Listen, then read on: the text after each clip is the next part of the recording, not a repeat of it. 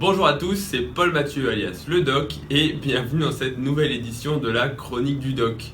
Alors je sais pas si vous l'entendez mais il y a un petit bruit de fond d'hélicoptère, j'espère qu'il ne s'entendra pas, mais c'est probablement l'hélicoptère du SAMU et donc malheureusement il n'y a pas encore de loi qui interdit aux gens de mourir pendant que je tourne mes chroniques et donc qui empêcherait les SAMU et les hélicoptères de décoller. Bref, on va pas s'éterniser là-dessus. Désolé également pour ma voix un petit peu éteinte après le salon du fitness où j'ai beaucoup parlé, beaucoup crié. Merci au stand qui mettait la musique à fond avec des DJ à fond la caisse.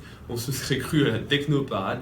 Et je crois également que la petite queue de 30 minutes, il faut que j'arrête de dire que tout est petit, surtout la petite queue, bref. La queue de 30 minutes dehors alors qu'il neigeait et qu'il faisait 0 degré pour avoir sa barquette de viande au salon du fitness aussi, c'était, je crois que ça a été la goutte d'eau qui avait débordé le vase. Bref, ma voix est un petit peu éteinte. Le sujet d'aujourd'hui, c'est bien beau de papoter, mais de quoi va-t-on parler? On va parler de la fréquence des repas pour la prise de masse et pour la sèche. On va, il y a, il y a un mythe qui circule, alors est-ce que c'est un mythe ou pas, on va voir ça, qui dit que si on mange plus souvent la même quantité de nourriture, par exemple faire 6 repas au lieu de 3, eh bien ça va aider à enclencher le four à graisse, à relancer le métabolisme et donc à permettre de brûler plus de calories par rapport à donc 3 repas. Qu'en est-il vraiment? Eh bien, nous allons voir dans cette chronique. Alors déjà, d'où est-ce que ça vient ce thème? Je pense qu'on l'a tous vu, que ce soit dans les magazines de fitness ou même les magazines de nutrition, les magazines un peu grand public, genre Marie-Claire ou Femina, ou même Men's Health. Hein. Il n'y a pas du tout de sexisme dans ma remarque, mais c'est que c'est ce à quoi je pense en premier. Bref, on a tous vu manger plus souvent, manger 6 repas par jour au lieu de 3 et vous allez pouvoir relancer votre métabolisme, brûler plus de calories rien qu'en mangeant. Et c'est sûr que c'est quelque chose qui fait rêver. On te dit vas-y, mange plus souvent, tape-toi 6 repas par jour au lieu de 3 et brûle des calories. Et toi tu es là, tu te dis mais c'est génial quoi, je vais pouvoir manger toute la journée et brûler des calories, devenir plus sec, enfin montrer mes abdos pour l'été à la plage. Bref, c'est vraiment la chose rêvée. Alors si c'était vrai, le grignotage pourrait probablement aider à vaincre l'obésité. Ce n'est pas le cas, mais qu'en est-il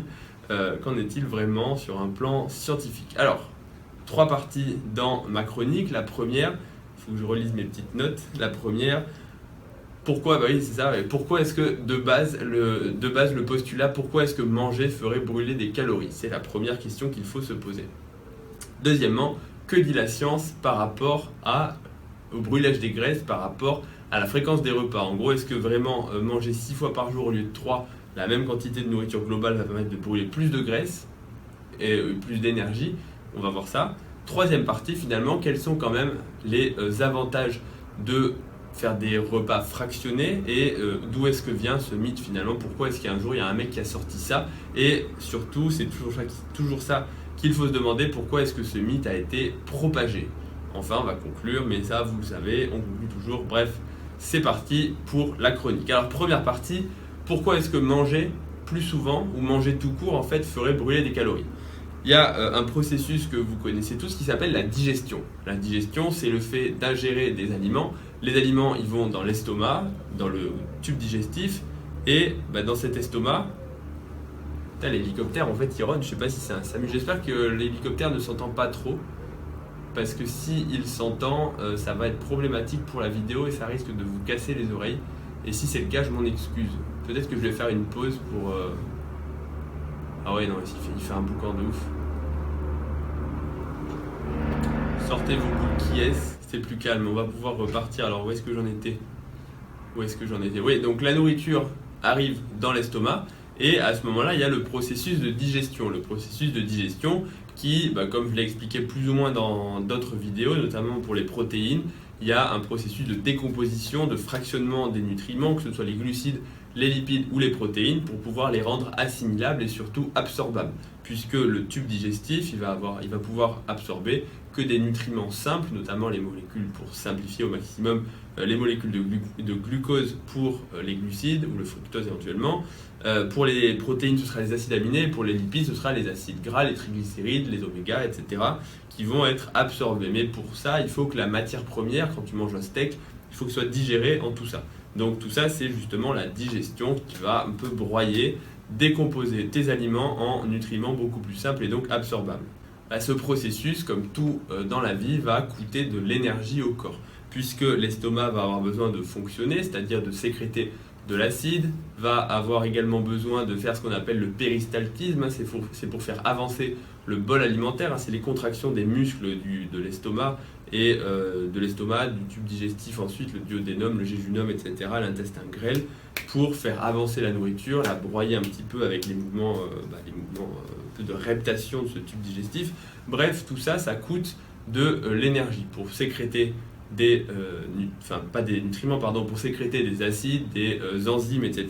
Ça consomme de l'énergie. Jusque-là, il n'y a pas vraiment de secret et il n'y a pas vraiment de choses incompréhensibles à ça. Donc, qui dit énergie consommée, dit afflux sanguin, dit brûler des calories pour digérer. Donc, effectivement, digérer de la nourriture, ça brûle des calories. Et donc, partant de ce postulat, eh bien, on peut se dire, manger plus souvent, vas-y, on va brûler plus de calories. En gros, je vais donner tellement de bouffe à mon estomac qu'il va devoir brûler toute la journée des calories. Sur le papier, ça peut être séduisant, mais qu'en est-il vraiment en pratique? Est-ce que ça marche ou pas? C'est la deuxième partie. Que dit la science vis-à-vis de ce mécanisme de fractionnement des repas en termes de calories? Dans les études, les résultats sont malheureusement plutôt contre cette théorie qui voudrait que plus on fractionne les repas et plus on consomme de calories. Globalement, ce qui ressort, c'est qu'en termes de dépenses énergétiques liées à la digestion, le fait de fractionner les repas ne change strictement rien. En gros, la dépense énergétique dépend du nombre de calories et de la répartition en macronutriments, puisque certains macronutriments, que ce soit les glucides, les lipides ou les protéines, vont être plus coûteux à digérer que d'autres, notamment les protéines qui sont plus coûteuses à digérer que les glucides par exemple en termes d'énergie, mais que si on absorbe la même quantité globale sur la journée en 3 fois ou en 6 fois, ça ne change rien. En gros, effectivement, on va avoir plus de pics de dépenses énergétiques si on mange 6 fois, une à chaque repas, que si on mange 3 fois, mais sur le global, ça ne change rien. Par contre, ce qui peut être intéressant et ce qui peut être à creuser éventuellement, c'est que l'augmentation de la fréquence des repas, le fait de manger 6 fois, serait en termes de composition corporelle, c'est-à-dire réduction de la masse grasse et augmentation de la masse maigre, c'est-à-dire des muscles, sauf si votre objectif c'est de devenir gros sans muscles, mais bon, on va dire qu'améliorer sa répartition corporelle, c'est plutôt aller dans le sens plus de muscles et moins de graisse, eh bien ce serait plutôt pour le groupe qui mangerait plus fréquemment. Ça, c'est une étude, c'est pas une étude d'ailleurs, c'est une méta-analyse. Une méta-analyse, c'est une analyse de plusieurs études qui seules n'ont pas montré de différence, et on se dit peut-être qu'en regroupant plus d'études, on va augmenter ce qu'on appelle la puissance de l'étude, c'est-à-dire le nombre de sujets qui ont été inclus, puisque peut-être que 10 sujets c'était pas suffisant, mais que si on en met 1000, eh bien il y aura plus de chances de montrer un résultat s'il existe. Donc cette méta-analyse qui a été faite par Alan Aragon et notamment Brad Schoenfeld, qui sont deux Américains qui ont fait beaucoup de recherches sur le sujet du bodybuilding et de la nutrition. Vous pouvez d'ailleurs retrouver leur blog sur internet, je n'ai pas les liens en tête, mais je vous les mettrai peut-être dans la description. Et notamment d'ailleurs ils font des podcasts très intéressants là-dessus, je vous invite à aller les écouter. Alors comme dirait Gundil, c'est en anglais, mais en 2018, si vous n'écoutez pas l'anglais, c'est dommage pour vous, apprenez à écrire et à lire l'anglais. Bref, donc dans cette étude, ce serait plutôt en faveur d'une amélioration vers le groupe qui mange plus fréquemment. Mais, et attention, il y avait un gros biais dans l'étude et les auteurs le discutent eux-mêmes, c'est que cette positivité est liée qu'à une seule étude. En gros, il y avait 15 études au total qu'ils ont sélectionnées, 14 qui étaient plus ou moins négatives, et une seule qui était très positive, et cette seule étude a permis de remonter tout le paquet. Donc on peut se dire que peut-être que l'étude était bidon, soit en termes de méthodologie, soit truquée, soit ce qu'on veut. Bref, donc au total, ce qu'il faut retenir de cette partie, c'est que manger plus fréquemment ne vous aidera pas à devenir plus maigre, ne vous aidera pas à devenir plus mince, parce que maigre c'est un peu péjoratif, ça fait genre qu'on est tout maigrichon sans muscles. Bref, ça ne vous aidera pas à devenir plus sec ni à prendre plus de muscles. Mais on va voir quand même après que ça peut avoir des avantages en termes personnels, même si sur la globalité, ça n'aide pas beaucoup. Ça peut avoir des effets plutôt psychologiques et physiologiques pour vous sentir mieux, mais ça, on va y revenir après. Troisième partie maintenant, d'où vient le mythe? Pourquoi est-ce que finalement ce mythe s'est propagé? Comme beaucoup d'autres mythes en musculation.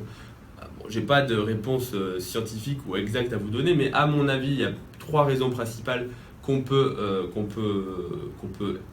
avancées qu'on peut hypothétiser, je ne sais pas si le terme existe, pour justifier ça. La première serait... Faut que je retrouve mes mots. La première serait de se dire que les vendeurs de suppléments et de compléments alimentaires sont passés par là. En effet, manger 6 fois par jour, je pense que vous en avez tous rendu compte, c'est très difficile si on a un métier ou si on ne fait pas que le bodybuilding dans sa vie. Donc manger 6 fois par jour, ça veut dire amener ses gamelles à son travail, ça veut dire amener ses gamelles en soirée, bref, ça veut dire 6 fois par jour. À peu près, hein, ça veut dire manger toutes les 2 à 3 heures. Hein. Si on compte qu'on dort 6 à 8 heures par nuit, ça veut dire que toutes les 3 heures, vous êtes en train de bouffer. Donc, en termes de chronophagie, c'est-à-dire la perte de temps monumentale, eh bien, c'est énorme. Si toutes les 3 heures, vous vous attablez 30 à 1 heure, vous perdez à peu près le tiers de votre journée à manger. Donc, bonjour la productivité, pour peu que vous ayez un travail, c'est carrément impossible. Et puis, en plus, bonjour aussi, quand vous êtes là, hop, attends, je suis en train d'opérer, attends, il faut que j'aille manger, je vais cataboliser, je vous rejoins les gars, je vais bouffer mon steak. C'est pas vraiment possible en pratique. Et donc, partant de ce postulat, les vendeurs de compléments, ils ont beau jeu de vous dire, ah regarde, c'est génial, moi ce que je te vends, c'est un substitut de repas, un weight gainer ou je sais pas quoi, c'est en poudre, en 1 minute, tu as bu et puis tu vas pouvoir manger toutes les 3 heures grâce à ça. Donc, à cause de ça, probablement, les vendeurs de suppléments se sont dit, super, ça c'est quelque chose de génial, il faut vite qu'on popularise ce mythe et comme ça les gens ils vont se dire oh là là là là il faut manger 6 fois par jour et donc ils vont acheter nos suppléments et ça c'est quelque chose je pense qui a vraiment contribué. C'est comme les protéines toutes les 3 heures et tous les suppléments de protéines, on a peur de sortir à l'extérieur sans son shaker de whey, on se dit ouais ça fait 3 heures, je vais cataboliser, mon dieu qu'est-ce qui va m'arriver, je vais redevenir tout maigre, il faut vite que je trouve des protéines et voilà, argument à mon sens numéro 1. Deuxième argument, je pense que c'est probablement aussi une chose qui peut aider à masquer l'utilisation de produits dopants. Alors pas en termes de tests urinaires ou quoi que ce soit, mais vis-à-vis du grand public ou vis-à-vis des débutants en musculation. Tu ouvres ton magazine Muscle et Fitness ou Flex et on te dit voilà, Ronnie Coleman, il mange toutes les... Putain, j'ai arrivé à faire une phrase. Ronnie Coleman ou Jay Cutler, ils mangent toutes les 3 heures et ils font 6 à 8 repas par jour. Regarde, Rich Piana, il dit il faut manger 8 à 10 fois par jour. Alors le gars, il passe sa vie à manger et s'entraîner, quoi. Donc tu te dis, il mange toutes les 3 heures et il est énorme. Et donc tu te dis, putain, mais moi je peux pas faire ça parce que j'ai un travail, j'ai ceci, j'ai cela, j'ai une vie de famille, il faut que je sorte dehors voir mes potes, comment est-ce que je vais faire Et donc, inconsciemment, tu rationalises les résultats de Ronnie Coleman, tu te dis ouais mais quelque part aussi certes il y a peut-être d'autres trucs mais s'il est aussi musclé que ça c'est peut-être qu'en fait il a du temps à dédier à tout ça et que moi je l'ai pas et donc c'est pour ça que moi j'arrive pas à avoir ces résultats. C'est peut-être pas parce qu'il est dopé parce que d'ailleurs il dit qu'il est naturel mais c'est peut-être tout simplement parce que lui il a le temps de dormir, manger et s'entraîner autant qu'il veut alors que moi j'ai pas cette possibilité. Et j'exagère pour Ronnie Coleman, mais je pense qu'il y a beaucoup de parts de choses comme ça. C'est comme pour les entraînements, vous lisez les entraînements des champions sur les vieux magazines, et les gars, vas-y, ils se tapent 100 séries par exercice, quoi. Le mec, il te dit, ouais, je fais 30 séries pour mes triceps, et puis 30 séries pour mes biceps, puis après je finis avec mes avant-bras, et à la fin, tu as sa séance, et toi, tu te dis, mais déjà, où est-ce que je vais caser le temps de faire ça ? Deuxièmement, le mec, il doit avoir une énergie phénoménale pour arriver à faire un entraînement aussi long et aussi intense, puisque moi, je suis au bout de 15 séries, mes triceps, je les sens plus. Et donc, le fait de finalement, je vais pas dire mentir, mais le fait de sortir des trucs un peu bidons comme ça permet de quelque part un peu détourner la vérité. En gros, si tu dis, ouais, je fais un truc qui est complètement impossible, que personne d'autre à part toi ne peut faire, eh bien, les autres vont se dire, ouais, mais peut-être que si j'ai pas ces résultats, eh bien, c'est parce que je ne fais pas ce qu'il dit, parce que je ne peux pas le faire. C'est pas parce qu'il prend des trucs... voilà. Donc ça, c'est ma deuxième hypothèse. La troisième, je pense aussi que c'est tout simplement l'émulation, pour des raisons qu'on va voir juste après dans la dernière partie. Les bodybuilders ont quand même tendance à manger plus fréquemment, même si on peut argumenter tout ce qu'on veut comme je l'ai fait avant. C'est un fait, ils mangent plus souvent, ils font souvent 6 repas par jour, puisque 1, c'est leur métier, et 2, c'est quand même plus pratique. Et donc, si on voit tous les mecs qui ont des gros physiques manger plus souvent, on se dit finalement c'est peut-être ce qu'il faut pour être un champion. C'est peut-être ça le secret. Et donc, comme tout ce qui est à la salle de sport, c'est pas forcément celui qui a raison qui va amener la vérité, mais celui qui est le plus gros à la salle de sport, on le voit assez facilement, c'est plutôt celui qui est énorme, sec et qui tire les charges les plus lourdes qui va instaurer sa pensée et que les gens vont aller lui demander conseil et vont vouloir imiter, quoi qu'il fasse, même s'il fait de la merde. Et donc, c'est un peu la loi du plus fort, du plus musclé. Pour toutes ces raisons, donc, je pense que c'est ça qui a fait que ça a été popularisé. Mais quand même, il y a quand même quelque chose à souligner et vous allez voir que ça peut être très pratique de fractionner ses repas et que c'est pas pour ça qu'il ne faut pas qu'il faut se contenter de 3 repas par jour. Je vais vous exposer ensuite ce qui, à mon sens, est un gros avantage du fractionnement des repas en termes pratiques et aussi en termes physiologiques, puisque même si les études disent que ça n'a pas d'influence sur le the big picture, comme ils disent merci pour l'accent, comme ils disent les Américains ou les Anglais, mais ça ne veut pas dire que ça n'a pas d'intérêt et donc que c'est pas parce que ça marche pas scientifiquement qu'il ne faut pas le faire. En gros, il faut le faire si vous sentez que c'est bien. Et je vais vous exposer des arguments qui vont vous dire que peut-être c'est pas une mauvaise chose à faire.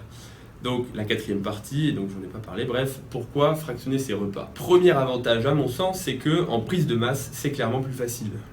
En prise de masse, pour peu que vous ayez un certain volume musculaire, vous allez avoir besoin de beaucoup de calories. Plus de 3000, voire même peut-être 4000 calories. Et personnellement, j'ai compté mes calories récemment et en prise de masse, j'étais à 3800, 4000 calories par jour. Alors, les gens vont se dire, ouais, n'importe quoi, tu sais pas compter et tout. Écoutez, je m'en fous ce que vous pensez. J'ai toujours eu un métabolisme rapide depuis que je suis petit et je fais 1m90, presque 90 kg. Donc, c'est pas non plus aberrant de se dire que je mange 3800 calories en étant en surplus calorique de peut-être 300 calories par jour.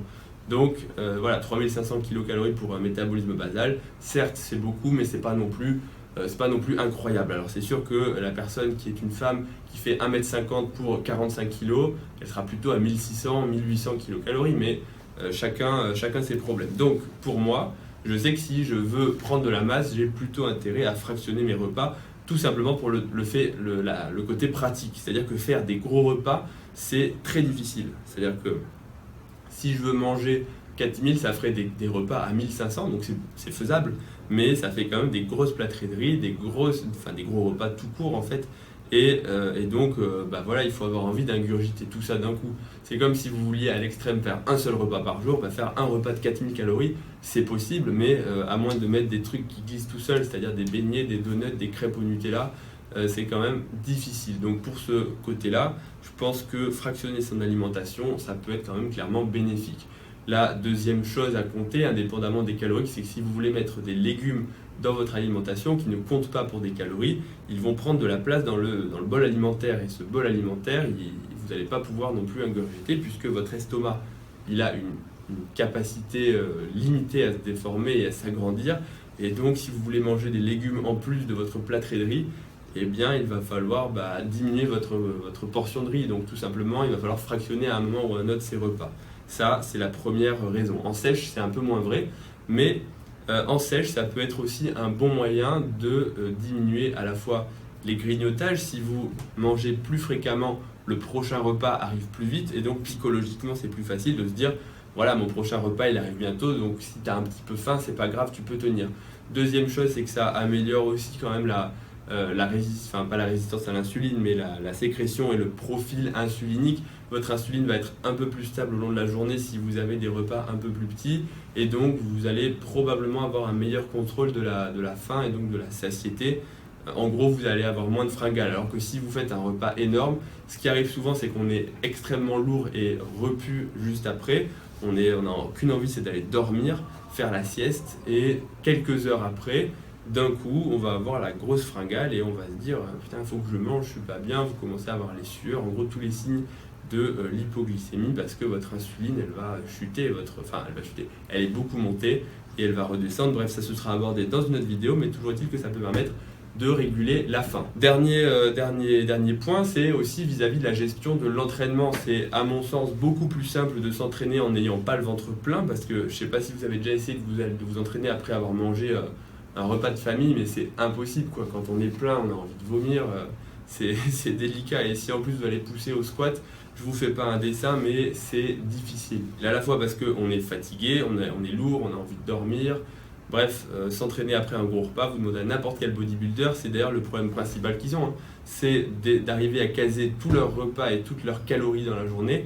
et en s'entraînant une fois voire 2 fois par jour pour les plus acharnés. Inversement aussi, si vous mangez un seul gros repas, donc après l'entraînement vous ne pouvez pas vous entraîner puisque vous êtes trop lourd. Et ensuite, il y a cette espèce, justement, comme on a vu, de fringale, hein, le ventre vide.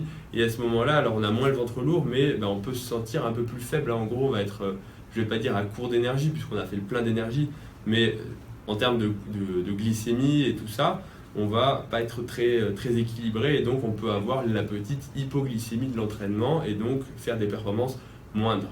Alors qu'à l'inverse, avec des repas plus petits et plus fractionnés, ça ne nous empêchera pas de faire un repas un peu plus petit avant d'aller vous entraîner sans vous sentir lourd et donc de vous entraîner quand même malgré la mini-digestion qui est en train de se passer.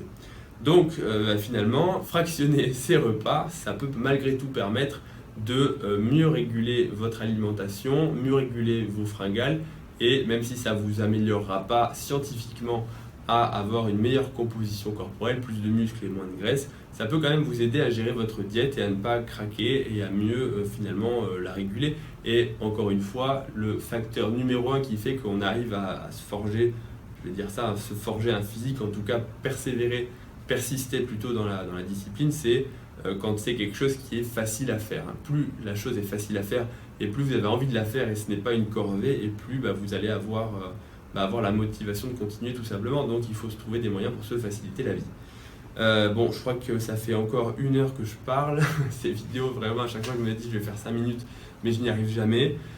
Conclusion, je viens de la faire, donc super, essayez 5 à 6 repas par jour et vous verrez, faites-vous votre propre idée. Puis encore une fois, il n'y a pas de, c'est pas blanc ou noir, c'est pas 3 repas par jour ou 6 repas par jour. Vous pouvez en faire 4. Moi, il y a des périodes, je fais 4 repas par jour, ça me va très bien. 3, ce serait un petit peu trop peu.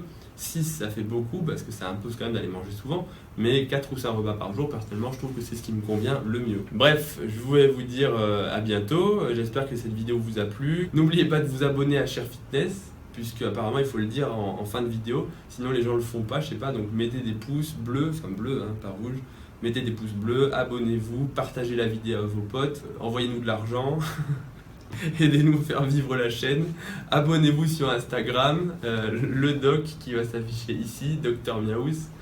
Et je vous dis à bientôt pour la prochaine vidéo qui sortira je ne sais pas quand, sur je ne sais pas quel thème. Salut, à bientôt.